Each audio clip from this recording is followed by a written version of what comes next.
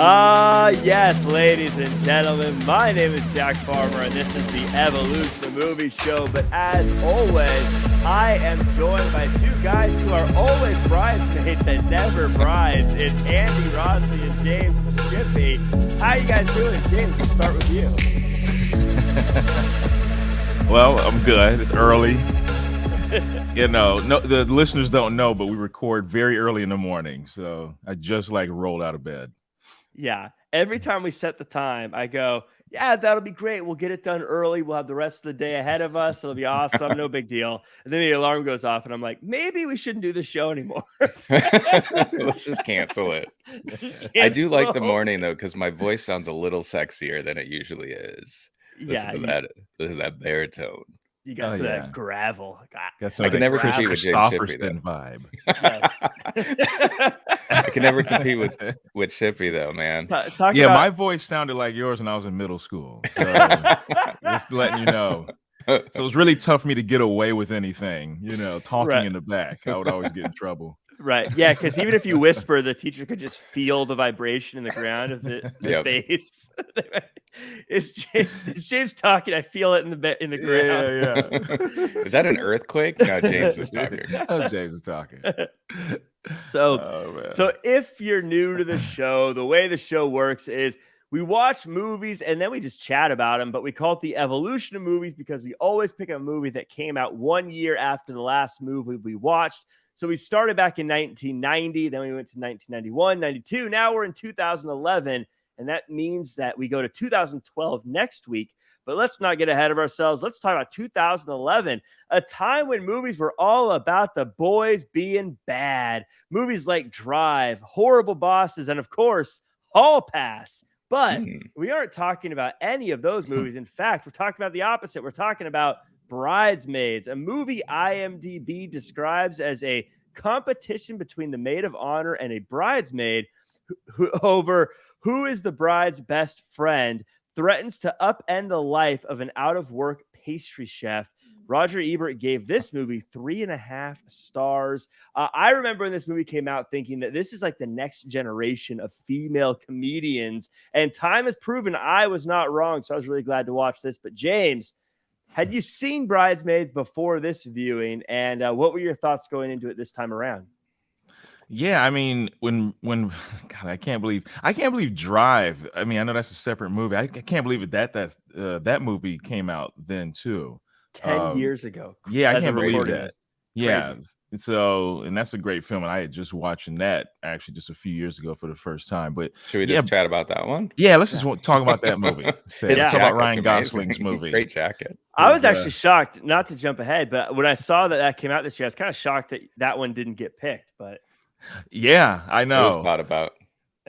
Yeah. Oh well, this is Andy. This is why. Yeah. He's catering to our female listeners, so good luck. It's the DJ in him. He knows what time it is. Smart move. Yeah, exactly. But yeah, I remember when Bridesmaids came out. I remember going to the movies to watch it, and I mean, the thing I guess we all have an experience in the past year and a half is the communal aspect of going to a theater, right? Mm-hmm. And I remember going to this movie, and people were dying of laughter. Pretty much almost the whole movie. The last time I remember people laughing like that during the film was when I was a younger kid, when I went to see There's Something About Mary. I don't know if you guys ever saw that in the theater, but it was insane. It was just people couldn't hold themselves. And this was like Kristen Wiig's coming out party along with Melissa McCarthy. Sing It Again. It was just as funny. And there's some key moments. I think the thing that works well about this film is I didn't realize how long they would stick with a joke. I don't know what the right premise or what they call it, but it might be a joke that carries on for 5-10 minutes, and it always worked and just got funnier and funnier with certain scenes. So I thought it was great. You could really see the SNL in it because there's a lot of Saturday Night Live behind it, and you could almost feel the movie. And we'll get into the different parts. It felt like different sketches, whether they were on the plane for a quote unquote sketch or doing different things. It felt like it was a sketch where they were kind of going through all the different parts of the sketch in each scene. But Andy, you picked the movie. Tell us why you picked this one and not Drive.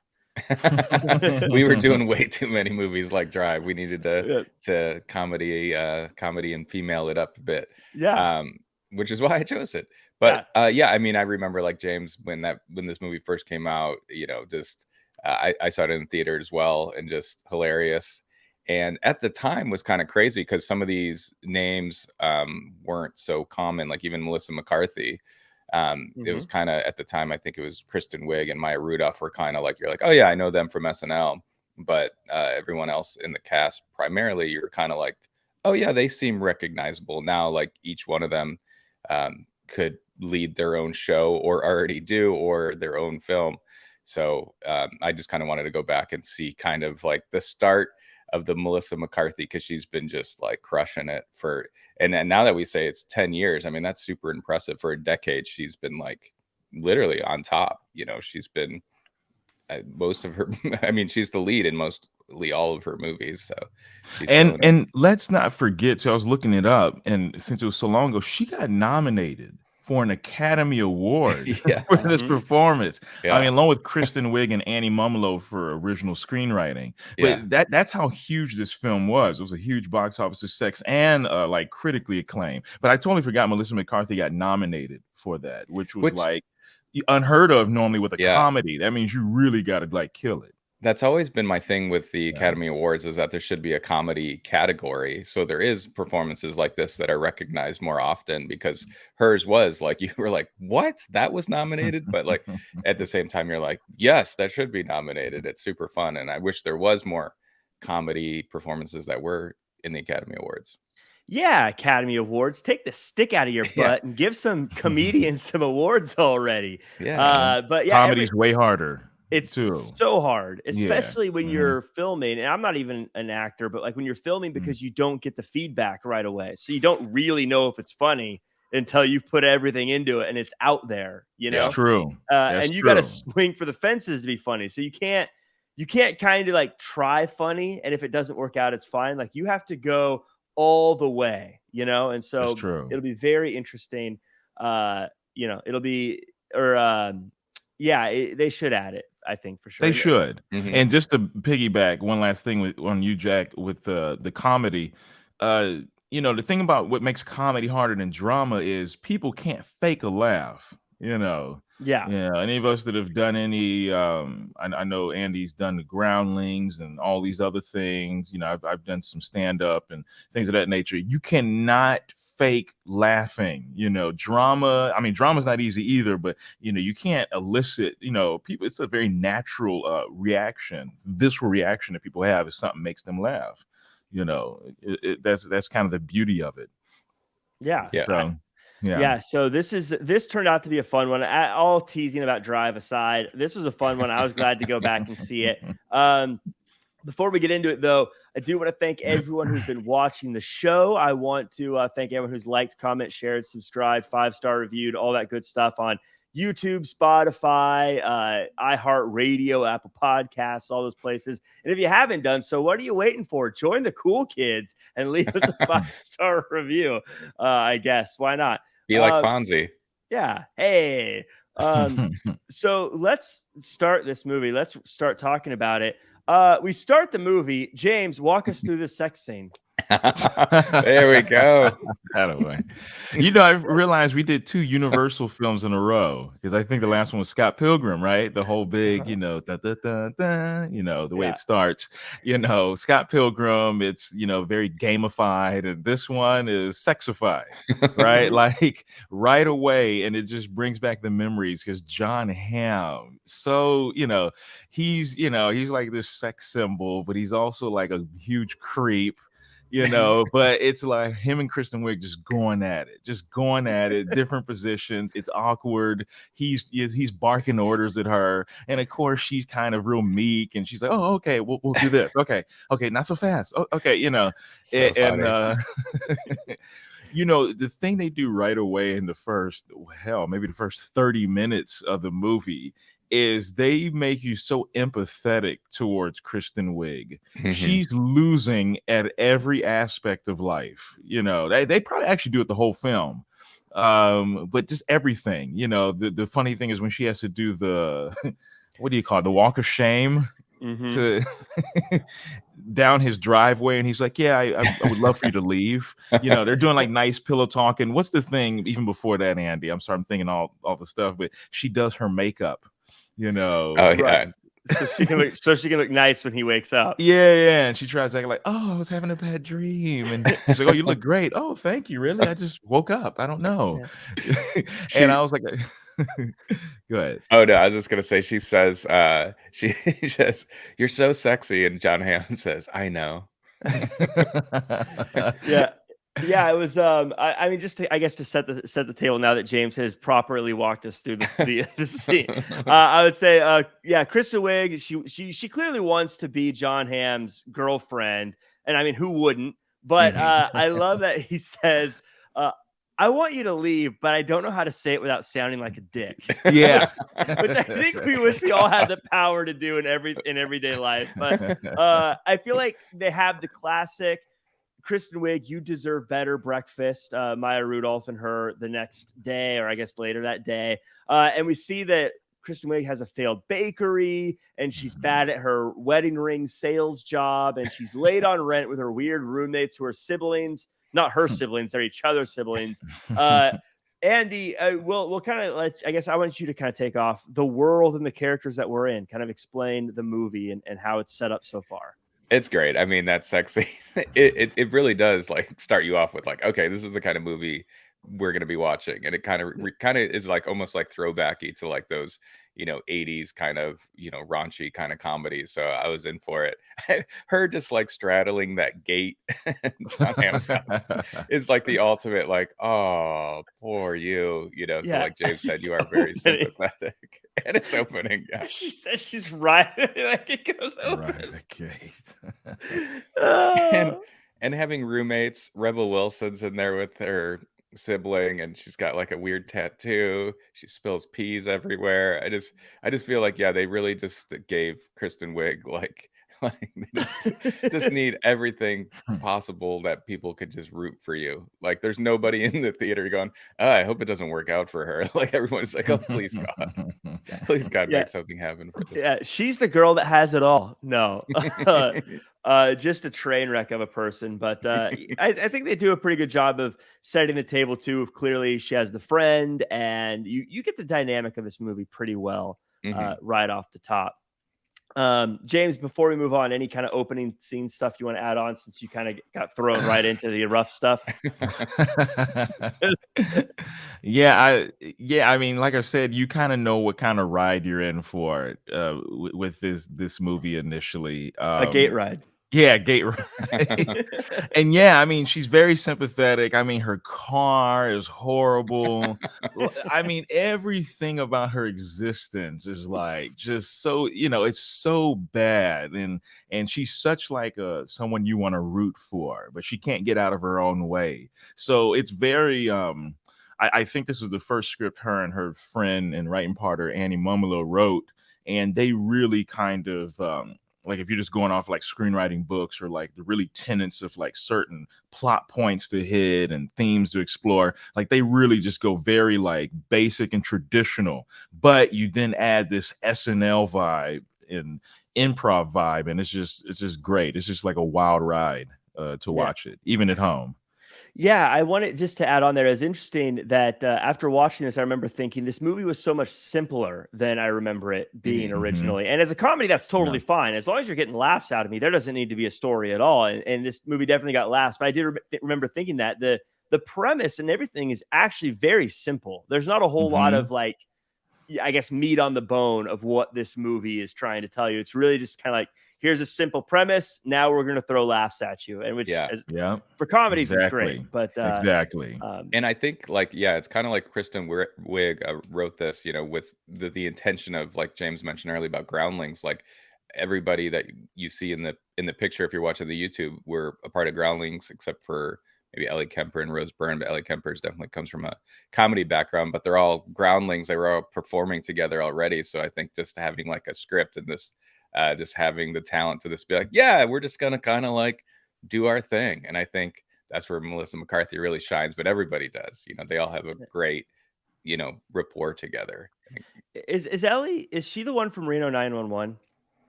I know she's in The Office. Is she? I haven't watched Reno 911. Oh no. Yeah, that's okay. No, that's the other one. Wendy. Yeah, Wendy Covey. Yeah.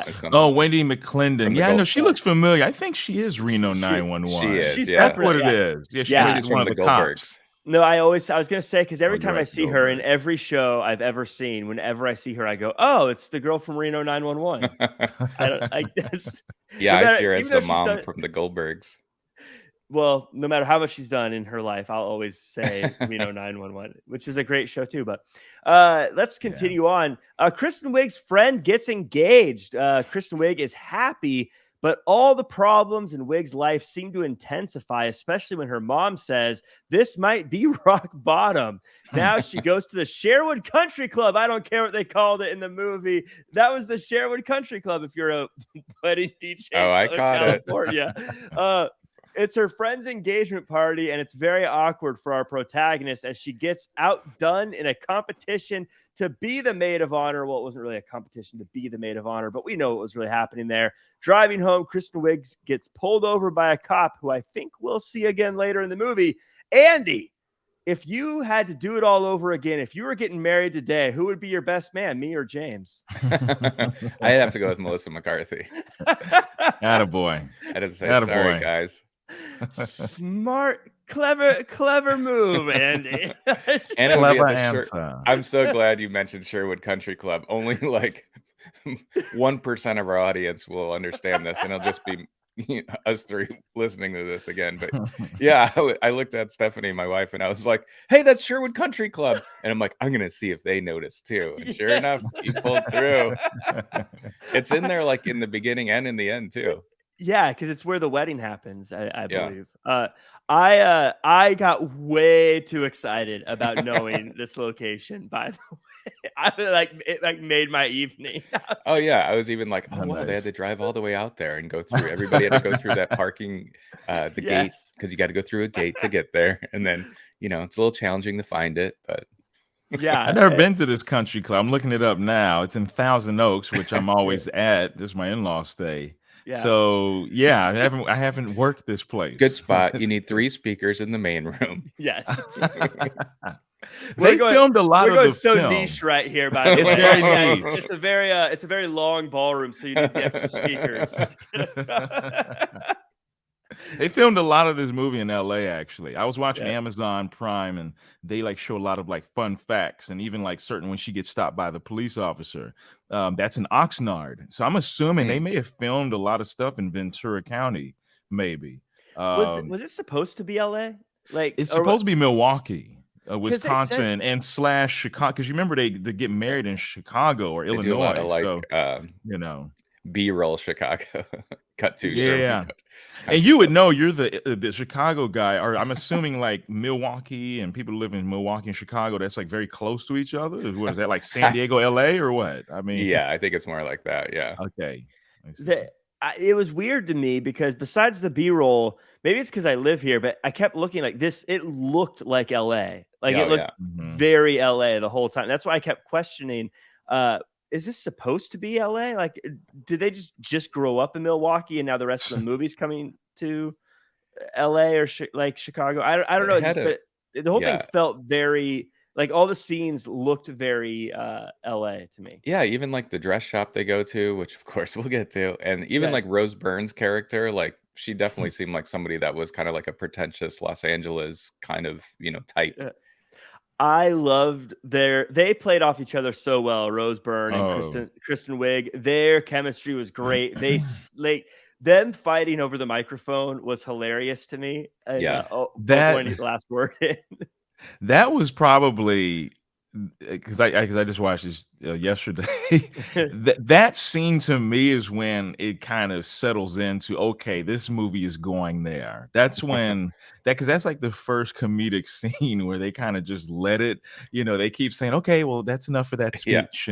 And then someone else comes with an extra mic, or they're fighting over the mic. At one point, Rose Byrne's character says, in Thailand, I learned a special saying. She starts speaking Thai, and all this stuff. She's like, oh, very nice.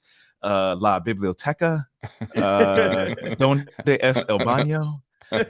Kristen Wiig. It's just they just keep going, and it's just so funny and awkward.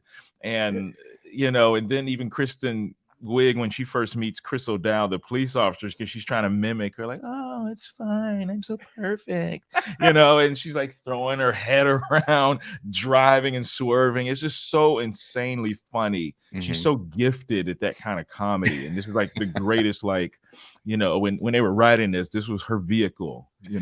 Her singing, doesn't she start singing That's What Friends Are For, right? Yeah. Yes. And I wanted to, James, this made me think of you. So Ellie Kemper, who's from The Office, her character, she's got like a perfect relationship. I think she's like a newlywed or but do you see she does the nose thing? They did like noses together. I caught that. And then they kind of pan back at Kristen Wiig. I'm like, oh, we did that shot in our movie. I know. And then I was wondering, were you thinking? I'm sure you weren't thinking that. This is so funny. Yeah. For any audience, we shot a film, and there's a similar scene in there. Yeah. So. I'm starring in that movie. I'm like, you are. You are scene stealing. Yes. For anyone who's listening to this, it will soon be available. I'm sure. Dead Body is a movie you have to check out with all three of us involved in it. I have one line. You have two. I have 2 lines. 2.5 lines. Stop it. That's how you modest. That's how you get on IMDb, folks. And can we also talk about the cop? How he talks about Bill Cosby Auto? Yes. Yeah. It's like, ooh, that name didn't age well. Because I think 2011, I think Bill was still Dr. Huxtable. Yeah, I don't think he was an ex-felon. That was funny because when he said don't mention the Bill Cosby thing, he gets really angry about it. I was thinking that part actually ages very well. Like, not want to be connected to it. But I liked how he was like, no, I'm serious, don't do it, because I would bring it up. But Kristen Wiig and Rose Byrne decide to hang out for a day to get to know each other over a game of tennis. Then all the girls grab lunch at a Brazilian place and go for a dress fitting. And Rose Byrne is proving to be cooler and well connected and all that cool stuff before we get a food sickness scene. Andy, I'm going to let you walk through this one. Oh, boy. Oh, yeah. I knew it was coming. And didn't realize how gross it was. You got Melissa McCarthy. In my entire life of having to use the restroom, I've never resorted to the sink. But, the toilet was already being used. Ellie Kemper throws up in Wendy's hair. And then Maya runs outside. In the wedding dress. It's happening. It's happening. The part that makes me laugh so hard actually is with Rose Byrne and Kristen Wiig, and Kristen Wiig is like sweating. She's like, I'm fine. She like eats like an almond or something. Yeah. She can't even put it down. She's like talking with it in her mouth still. Like, I was just hungry. Oh, that's so funny. Going back and forth. Her up on the sink is just, that's what got her the Academy Award nomination. When that one, the one from The Office throws up on Wendy's head, cracks me up. So, like, she runs in to throw up, and the other one's already got her head in the sink. It was just so well filmed too. How you just kind of like, there was a burp here and there, like a stomach gargle. We've all been there. We hear this like, ooh. Okay, let's see where this goes. And then all of a sudden it just let's see where this goes. Where's this could going? Be an interesting night for me. I love the line she says, I'm gonna be honest with you, I don't know which end that came out of. That came out of. Good God. Something I loved about this scene too is I remember this scene was in the trailer a lot. Like the you see a lot of this in the trailer. And so as the scene was happening, I remember I love the slow build to it. They go in and you're like, uh-oh, it's the wedding dress shot. What's going to happen? And then you see him start sweating, the burping and the farting. And you're like, oh my God, it's coming. It's coming. And then it happens. And it's just so gross. And it's so funny. James. Tell me about some. Walk us through the poop What's scene. I know. What's your favorite part of the food sickness? Well, first I had to turn away and say, "Oh, it's a Brazilian restaurant." I was gonna say. She's like, "Yeah, I remember." You know, it's I don't know. I just thought it was funny. The thing I was wondering is, I mean, Rose Byrne's character. Remember, she's just so perfect and like the way she talks. Like, well, no, I don't think that. Especially when they had like the tennis scene and they're kind of disagreeing. She's like, yeah, well, I think I can't think of her name right change. now. Yeah, people can't change. I think Lillian, Maya Rudolph's character. I don't think she's really kind of low key or this or that. I've known her whole life, and then Helen is like, well, since we went to Paris or we went to out of town together, people change. She's like, no, I don't think people really change if they don't want to or have to. And she's like, well, I think they do, and they just kind of keep going back and forth, kind of microaggressions against each other. The thing I was wondering, I mean, Rose Byrne, as tight as she is, she made a good point. I don't imagine people having a huge meal like that before fitting.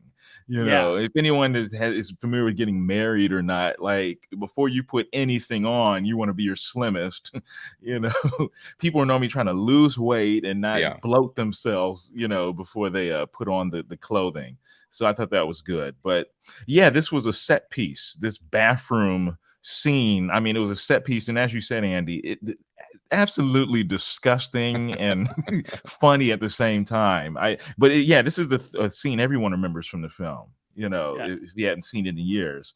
They do a couple nice things too that are subtle about characters that I really like. I like how Rose Byrne is able to get them into the wedding shop. Yes, that was really clever. Great. And she's besties with the owner. And then the owner's like, look, you can't get in here. We're booked 7 weeks. for 7 weeks. And she's like, hi, so it's Helen. Oh, Helen. Hi, Whitney, is that you? Yeah. and then they all shit and puke all over all her stuff. Yeah, but Rose, everyone played their character so well. And Rose Byrne, I think, doesn't get enough credit for being the straight person and being just the uptight, but like connected and cool and rich. And I even love the scene that I guess as guys, we take for granted we don't have to buy like dresses and stuff, like bridesmaids dresses for yourself. Yeah, they're like, oh, this one's this one's beautiful, and she goes, it's $800. It's on sale. Yeah, it's on sale. That's great. But no, Kristen Wiig is the audience because bless her heart. Excuse me. Yeah, Kristen Wiig is the audience because, as we say, as soon as she goes in there, I don't know if you guys been at, but I've been in those places like you go somewhere like that, and she ain't looking at like the style of the dress. She's looking straight for the price tag. She's making all her decisions based on how much it costs. And I know a lot of people know that vibe. Especially when you go like to a fancy place. It's almost like you're uncomfortable there, and it's just funny. If we're talking $800 for an outfit I'm wearing once, I'm concerned about the price too.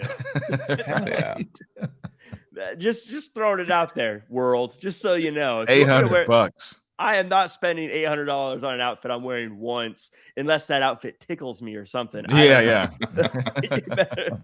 Man, we got it easy, man. We just rent. We rent our wedding attire. Yeah, you just show up day of and pick up pick our stuff up. Like you walk into the suit place. What are you gonna wear? I'll have the 6 foot. Okay, 6 cool. Foot. Here you go. I'll have the number 3. Yeah. How tall are you? What do you weigh? Here you go. That's it. It's like this one actually says your name on it already. They just spray it with the bowling shoe stuff to clean it off and give it to you. Oh, shit. So Kristen Wiig and John Hamm are together, but Hamm is still being gross. So she runs into the cop again, and they connect by chatting and sharing carrots and pulling people over for speeding. As Wiig tries to plan the bachelorette party and everyone wants to go to Vegas, she has a very rough plane ride that leads to Rudolph firing Wiig as the maid of honor. She meets up with the cop, and Andy, walk us through this sex scene. This sex scene means a lot more, right? And she kind of, doesn't treat him very well afterwards. He just wants her to start baking again. Yeah. I thought they had a really cute relationship, actually. And you were kind of like, Kristen, no, you got to stay with the nice guy. But the girls But there always was want the bad something boys. to this, because I get his reason behind doing it, but I mean, you think about it, if you're first with someone and then you bring them to a kitchen, like, okay, can you now You make bake me something? bake me some stuff? This shit funny. takes time, right? Like, Get on it. I'm hungry. She did make it pretty clear she was not interested in baking ever again. Yeah. Also, so it's kind of a weird, like, oh, okay, now you're gonna do the thing you just expressed extreme displeasure in doing. Yeah. And he even says, "You'll be doing the baking, I'll be doing the eating." Yeah. I mean, at least John Hamm's up front about being a jerk, right? At least he's like, "Look, I'm a jerk, but this guy trying to be friendly." No, but That's a bit abrupt. Yeah. But so this is where things are really starting to fall apart for Kristen Wiig. She's trying to do the free thing for the bachelorette party. She's trying to not spend money, but all of her friends get kind of rope her into doing Vegas. I love how she sends the email and the phone immediately rings that second, and it's Rose Byrne. Hey, I looked at the email. Yeah. Oh, I was just gonna say, and thank God they do try to go to Vegas, because that airplane scene is amazing.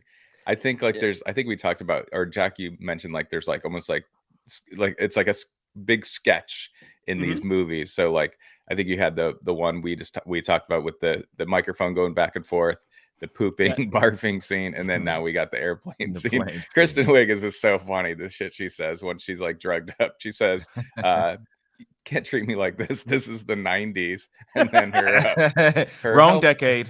Help me, I'm poor. What I love about this scene too is, like, I get nervous flying also. So it's always fun to see other people be nervous. And I loved how she was like, oh, I'm a little nervous flying. And the other girl goes, yeah, I had a dream that we're going to crash and die. It's terrible. Yeah, we're going down.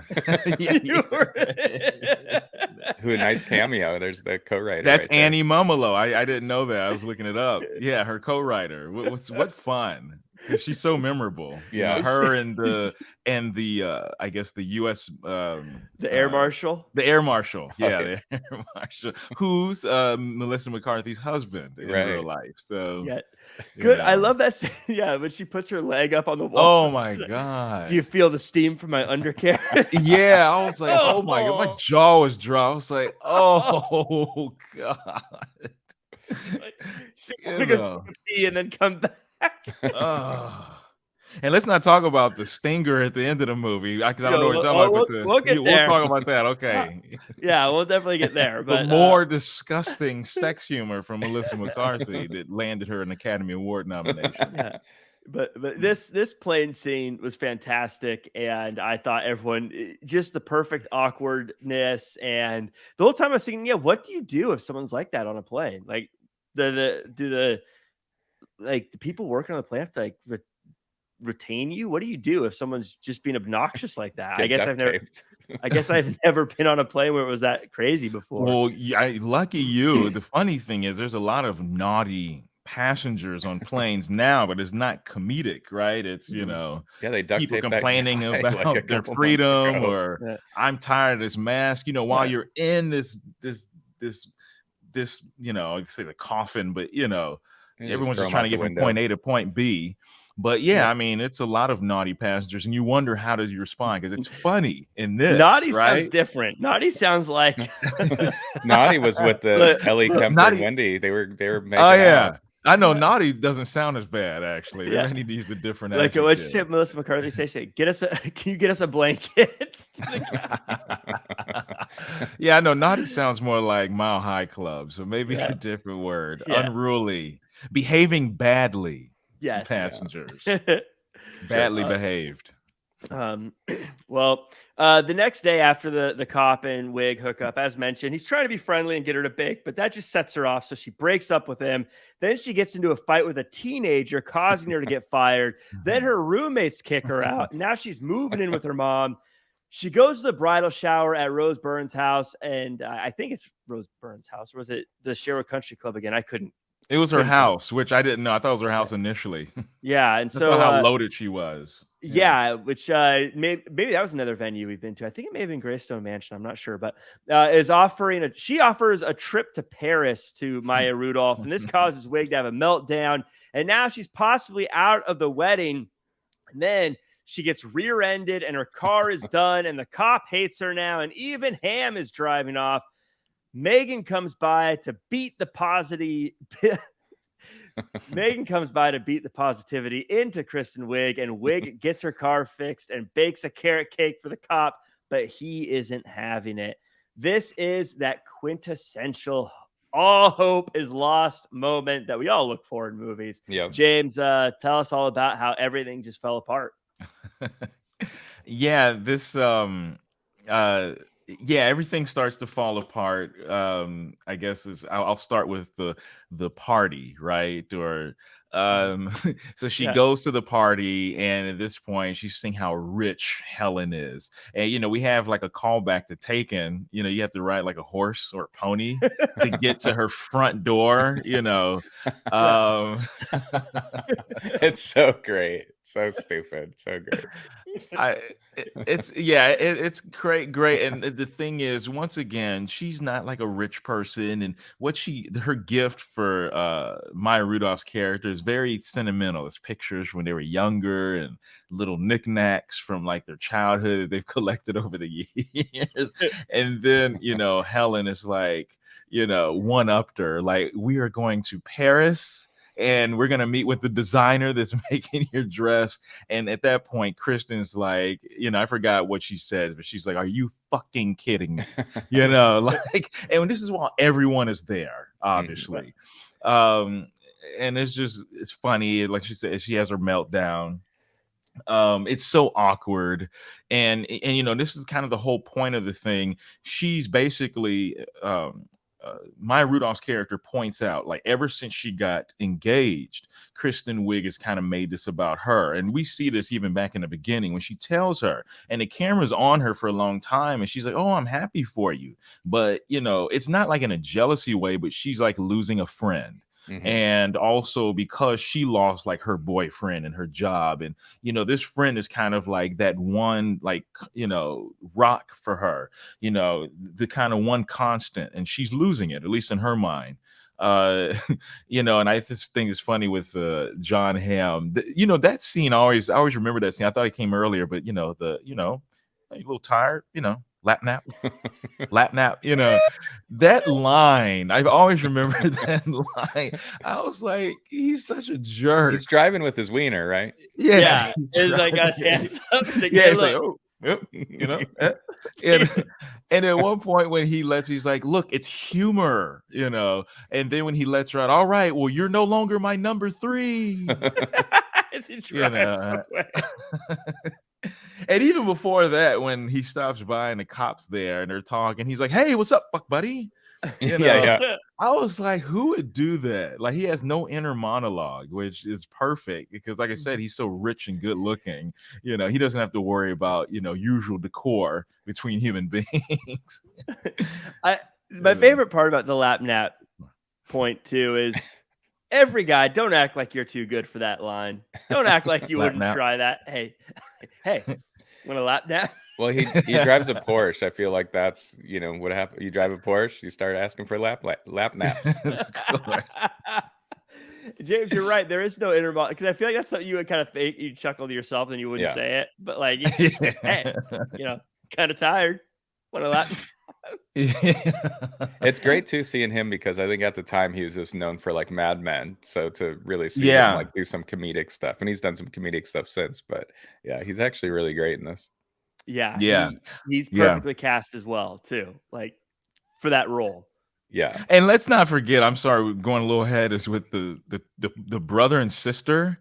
They I don't know, maybe Andy, you could better word this, but they're like, yeah, we decided it doesn't make much sense for us to be roommates. Yeah. And she's like, yeah, I think so, with you. Yeah. Like, us as brother and sister, we should still live together, but it still weird to have you as a roommate. It's a very weird brother-sister relationship. They just weirded me out. That takes me back to the very beginning when she got the tattoo on her back, and they go, "Yeah, maybe put some cold peas on it," and then she just like opens the bag and pours some Yeah, on I got a spill tattoo, everywhere. a free tattoo. You know, She's like that. Yeah, they were an underrated part of this movie as well. Yeah, the Yeah. siblings. We just think it's weird for siblings our age to be living with a roommate. So we're kicking you out. and that guy Matt Lucas, I'm looking up his name. He's very popular. He's like popular in a British show, Little Britain or something. So he's very popular in England. You know, doing that kind of comedy. So you have him and Rebel Wilson. Anyone that's like familiar with that kind of work, they're just, Yeah, you know, she's just tickle great. pink to see all of these kind of comedic, really great comedic actors in this movie. It was just so well cast. Yeah. There- Go ahead. No, I was gonna say real quick with Rebel. That was scene when they kicked her out was so hilarious, where she was like, she's not moving. She'll move eventually. She's processing it right now. And then she goes to like touch her legs. She goes, "Oh, that's prickly." Yeah. That was good. That was good. So good. All these little nuances in this movie was great. Like one of the things I was going to mention, Melissa McCarthy, I noticed early she's got a brace on her hand. I don't know why. I just thought that was funny. I'm like, oh, she's some carpal tunnel or did something with her wrist. But her being, hey, this is life, and like just kept tackling Kristen Wiig. And I thought that was such a great scene. It was. It actually is kind of a smart move too, because how can you be depressed when you're fighting for your life against Melissa McCarthy? You don't have time. But I also love subtly how they very lightly touch on the fact that she's got like the highest security clearance in the United States, and even when they're like calling from like about the Vegas trip, one of them's with the kids, one of them's at home, but she's in this like bunker with like a headset on and all these things going on around her. Because like I want them to make a sequel about Melissa McCarthy's character and like her life is outside of all this. But there had to be some talk of a sequel after this film. There was. Yeah, I'm surprised there wasn't. You'd think there would be, but because usually when there's something this successful, they go, okay, let's run it back. Yeah, look at The Hangover. They're just like, oh, let's do that again. Yep. Let's do it again. So that's true. It was canceled, actually. They were developing a sequel. But you know, it's funny, Paul Feig, obviously the director, but Judd Apatow was involved with this film. He was one of the producers. But I think maybe because they all got very busy after this, they couldn't get back around to it. Because at that point, they all kind of took off. I mean, this was like one of the biggest films of the year. You know, if not the biggest, it's like one of the biggest films of the year. So everyone's career kind of took off in another direction. I was going to say the budget would have gone through the roof, I think, trying to sign all these people again, because they were all like, no, I'm famous now. I'm a big deal. I'm a big deal now. It's going to cost more. That was Marvel, and their brilliance signed everyone to big contracts before they put them in the movies. That is correct. So that was especially after RDJ went ahead and took them. I would say took them to the cleaners, but really milked that Iron Man money. I got a question. Like, we can't do this anymore. James, if you're in a room with RDJ and Tom Cruise, what happens? Oh my God, I don't know. I might just explode. Take my breath away. Yeah, take my breath away. You had to adjust your Tom camera. Cruise is the guy you cheat with. RDJ is the guy you marry because he's got a sense of humor. There you go. I thought you were gonna say Tom Cruise is the guy you cheat with. RDJ is the guy that cheats on you. Yeah, that's probably more accurate. Yeah, probably. So the day of the wedding comes, and Maya is missing, and the two enemies need to work together to find her. They become friends over ugly crying and decide to work together to get the cop to help. They go to Maya's place and mend their differences in time to get the wedding and Wilson Phillips cameo. Everyone is friends, and the cop comes back and sweeps Wig off her feet. And then we end with a home video. Andy, oh no, walk us through the sex scene. She says something about a bear sandwich, right? Did you see the flaps on my bear sandwich? Yeah, good for Melissa McCarthy. She gets a sex scene. Kristen Wiig was having all the fun, and now her and her husband come in and really say, "Oh, you want to see a sex scene? We'll show you sensual flaps on a what?" on a So bear just sandwich. yeah, and him just being so yeah, I want that bear sandwich. Like They're so funny together. Yeah, I want to see their story. I want to see them get married. They need to make a movie about Oh, those yeah. two.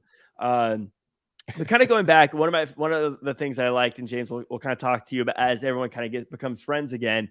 I loved how when Byrne and Wig. By the way, this is one of those movies I never called anyone by their real their movie names. This was all their real names. But which is showing like how big they've gotten since this movie. yes, yeah, They're all like household names still. But I love how she's like, "Oh, you look ugly. Like that makes me feel good." And she's like, "I don't look ugly. I don't look ugly. No, I don't. Yeah, no, I don't. Yeah, it's so cute. Yeah. So even in this ugly moment, you're like, she's still perfect. This lady. That whole scene's great. Kristen Wiig driving I could have watched that all night. Her driving the car and trying to get the cops' attention. Oh, she's that like was drinking so funny. beers and just like she's drinking super beer. crazy. She's driving topless at one point. Like I like the Littering. car bit where she's like leaned down, so it looks like the car is empty. Oh yeah, she's like, oh, who's driving that car? And then I love it when all of a sudden they're like playing like Ice Cube and like Dre, and then she just kind of like looking gangster next to him. I thought that was funny too. Honestly, how late is this wedding? Because they said it was the day of, and it feels like they didn't get moving. It's taken a while. Anyone who's been a part of a wedding knows that you start early. You're right. And I think though it's a night wedding. Now that I think about it, right? Don't they get married at night? But I know what you mean. You're thinking, most weddings, 2-3 o'clock. Well, but I mean, even like the makeup, like the bridal party gets ready early. The ladies do, anyways. Again, the guys, we just put on our our one size fits all. I played beach volleyball on the day of my wedding. You did? Are you serious? Yeah. I believe you. Beach volleyball. Thank goodness you didn't get like someone didn't slam the ball. I forgot what you call that, but like slam the ball into your nose and it's like broken. Spike it, yeah. Slam it. That lets you know. Volleyball's not my demographic, folks. Yeah. If you want to know, slam the ball. Obviously, I'm a basketball. Am I this shocked me, and I'm gonna lose all my musical DJ credibility here, but I thought Wade Phillips was one person. Wade Phillips is one person. He's actually Phillips, a former coach of the Cowboys. He is one person. Oops, that's why that's very big, double losing my music. Spoiler alert: Wade Phillips is not in Wilson Phillips. Wilson I wish he was. Hopefully, he's related to them. That would how be so fantastic would it just be to see Wade Phillips singing "Hold On"? I thought Wilson Phillips was a person. I thought it was an individual. Where'd the name Wilson Phillips come from? If it's their three last of them, names. You got like Carney one Wilson. of them is Carney Wilson. Carney Wilson. And then there's two others. I'm sure that one of them's Carney's the most famous as far as names, right? Or whatever, right? She's like, Yeah, and I think they're from maybe the Mamas and the Papas. Like that was their parents or something. I don't know. Oh, like their parents. I don't. Do you think it's too late for them? Nepotism singing. Do you think it's too late for them to change their name? I don't like the name of that group. Can we change that name? You think it's too late? What would you call them? I don't know. Three gals. Three gals. I mean, I know it sounds like more than one person singing, but I was like, oh, Wilson Phillips and two backup singers. That's what I thought it was. I feel like such a fool. I feel totally like, oh wow, it's three. You know what's so funny? They don't look like sisters. If it is it me or they don't look related? Are they all sisters? I don't know. They all look very different from each other though. So yeah. Oh, maybe Carney. You say Carney Wilson. So that's one of them. Yeah. And then the other two are Phillips sisters. I don't know. We're gonna get hate. Here you go. We're gonna get hate. All right, here you go. The group consists of Carney and Wendy Wilson, the daughters of Brian Wilson of the Beach Boys, and China Phillips is the daughter of John and Michelle Phillips of the Mamas and the Papas. And China Phillips is married to a Baldwin, right? I don't know. I'm just going off the top of my head. I have no idea. I feel like and then Kevin Bacon. I'm getting the names wrong. I can't even say their name right. And you guys are like, oh, well, actually, if you look at the genealogy. Yeah, China Phillips is married to Billy Baldwin, the other Baldwin wife. That's what they call her. Did they create Justin Bieber's wife? Justin Bieber is married to Haley Baldwin, which is William Baldwin's daughter. Really? Mhm. I didn't know. You always wondered. I heard the name Haley Baldwin, but I never thought, I hate oh, both she's of you the right now. daughter of a Baldwin. She's And not then part of the Baldwin clan. I hate and they both were of you all so much right and now. they were all in sleepers. They were all And they're all Spe- sleepers. They've been so as toddlers. so speaking of, can we connect Wilson Phillips to Kevin Bacon? No. That Or do we was Kevin got- for Bacon Andy is in Wilson Skill. Phillips. let's get our Kevin Bacon in. You guys made me feel like such a I put it all out there. I opened my soul to you guys that I didn't know about Wilson Phillips, and you guys just drugged me through the mud for it. I get it. Okay. This became a different podcast. I do got to mention one line. Maya Rudolph's dad has my favorite line at the end of the movie. When Wilson Phillips is there, there's lasers. They're all standing on like platforms on water. I don't know how they got there or how they're gonna leave, but he says, "I ain't paying for this shit." It's just so funny. Just way to make like one line just really land. I ain't paying for this shit. Yeah. Good movie, fun movie. Any final thoughts before we do Kevin Bacon? I guess we didn't really wrap up. Overall, I think this movie aged well, and I think everyone became a star for a good reason. I loved it. It was fun to revisit. But any thoughts from you guys? Ditto. Yeah, I thought it was. Yeah, I thought it was a great pick, Andy. I mean, it's always great to revisit this movie because this is the kind of movie. There's probably been a lot of people that have seen it multiple times or have seen scenes from it multiple times. So like to sit down and finally watch it again after all these years, I was like, yo, this movie's just like, this is what a great comedy should always be. You know, it's hitting every beat and theme, and you know, poor Kristen Wiig's character. She's just so endearing and funny and awkward at times. And yeah, it's just a great pick. It's a great film. Yeah. So let's. It's no Drive, but you know, it's no Drive. Yeah. It's going to be a whole year before we get back to the opportunity to watch Drive. I think Gosling could have played that John Hamm character though. Oh, I think Gosling could have played any. He could have played the Kristen Wiig character. He could have. That's true. Andy, give us some Kevin Bacon. Yeah, so good one this time around. Rose Byrne, who was great in this, was in a movie that I really like called Troy. Troy was a movie with Brad Pitt with great long hair. Brad Pitt was in a movie called Sleepers, which also had Kevin Bacon. How painfully sexy was Brad Pitt in in Sleepers, but in Troy? Sleepers. Oh my Lord! Achilles. He was at his peak at that point. I mean, he's playing like a Greek god or a Greek mythical figure, right? Yeah. Achilles was wherever Achilles lives was looking on going, man, they made me look good. Yeah, right.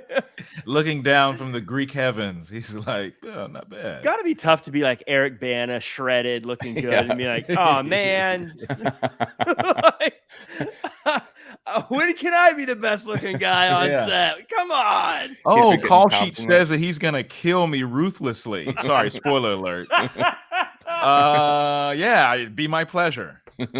My wife I'll get credibility of my wife by getting that is so true though. Ended by Brad Pitt. Eric Bana's a handsome guy, and I guarantee, like, yeah, he got in great shape for that, and like his buddies, family are probably like, man, Eric, you are looking great. And strangers on the street, Eric Bana looking good, buddy. It's like, yeah.